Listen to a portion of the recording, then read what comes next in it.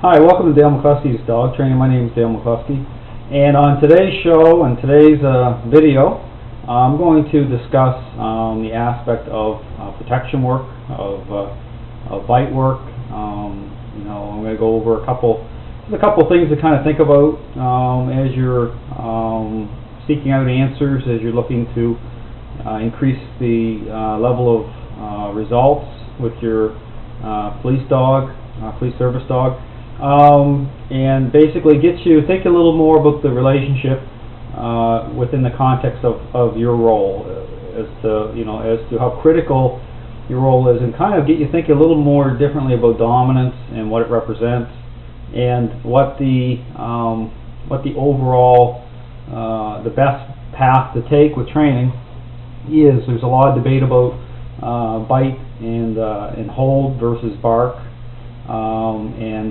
Really I'm going to talk a little bit about that, because a big part of that, the issue there with why some police dogs are trained one way and others another way, I believe a lot of it is just a bit of an insecurity or a issue of not really understanding the whole aspect of obedience in general, what that represents. Because really, when you understand the depth of this connection, as soon as you enter your dog's life, as soon as you get that puppy, young dog, or police dog, as soon as you make contact, as soon as you start bringing the dog into your home, interact with your dog, the obedience part of that starting, whether you realize it or not, because it's part of the connection aspect. Dog is, with what conditioning represents, but really what really matters is how you're perceived through nature and through the pack relationship. So I've brought a couple items here with me, just to create a little visualization here.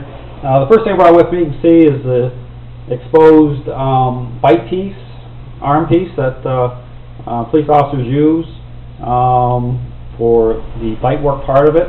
When we start training a dog, police dog, potential police dog, first thing we're going to do is, again, we work on playing the game of tug.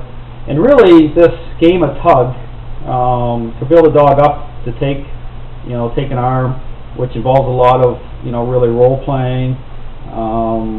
It's really understand what you're doing is it's a conditional state. Dog is expressing what you term, using prey drive, dominance. But really, I go in my book. I really get in and discuss what is prey drive. What is that? You throw around these words and these terms. What does it really represent? It really represents, and this is the thing that a lot of trainers don't understand, it's still a conditional state. It still has conditions on it. It comes through the roles. So the dog is never truly separated away from, the handler's level of influence, the handler's influence through that role. So therefore, when the dog is, expressing that state, that dominant state, that prey drive state, whatever you want to call it, I call it, level of influence, it's still, there's still conditions on that, which means that ultimately the dog knows that I own the tug toy. So that's what you're working up towards. So, dogs that are expressing, just like, a great cake, it's like the flour, the ingredients. The flour is the raw ingredients, which is the dog, the dominance. That's that whole thing. The dog has that lead role. Well, that's the flour. So you can try to visualize a dog like a Malamute dog that has a lot of drive. Well, there's a lot of flour in the cake, and so therefore the other ingredients, which is the personality type of the handler, you got to make sure that you got the right ingredients, which means that you have to make sure you have a confident, assertive personality type that's going to be able to meet that need. It's going to be able to role change the dog.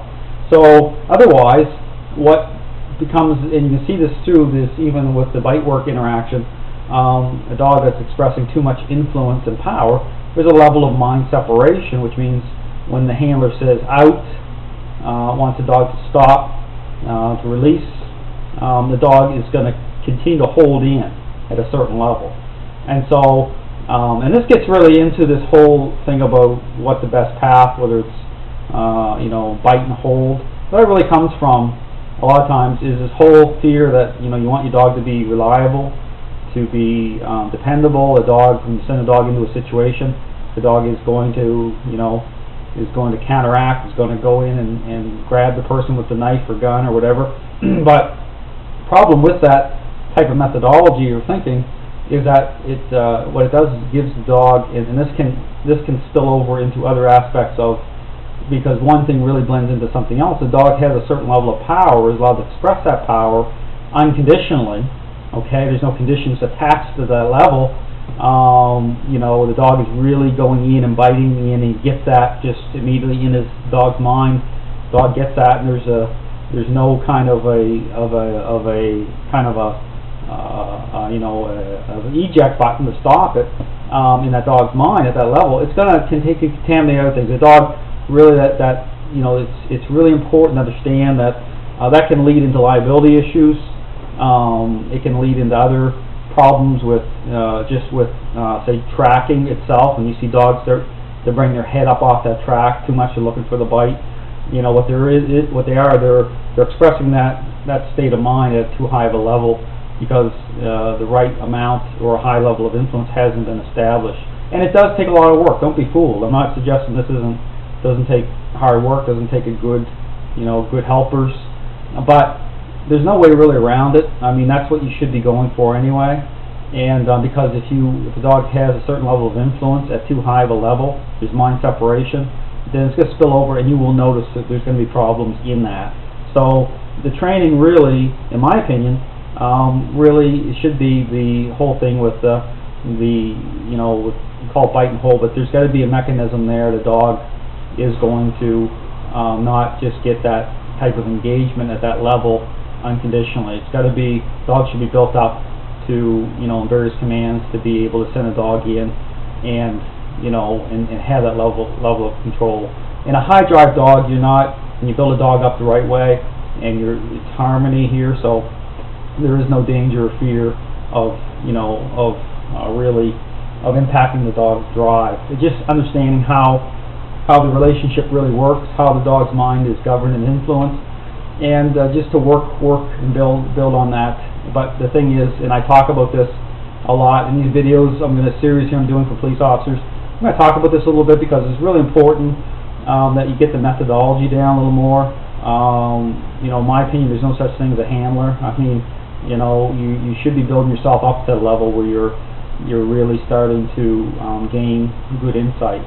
And you have to have the ability to step back and really look at this mind-body connection, what dominance really represents, it's influence, so that's what's going on, and see beyond devices. So anyway, just thanks for watching the video. I just want to give you a little brief snapshot, so to speak, of this whole bite work issue, the methodology. The book I'm getting into right now, it's called Going the Ground, the methodology of police work, police dog training.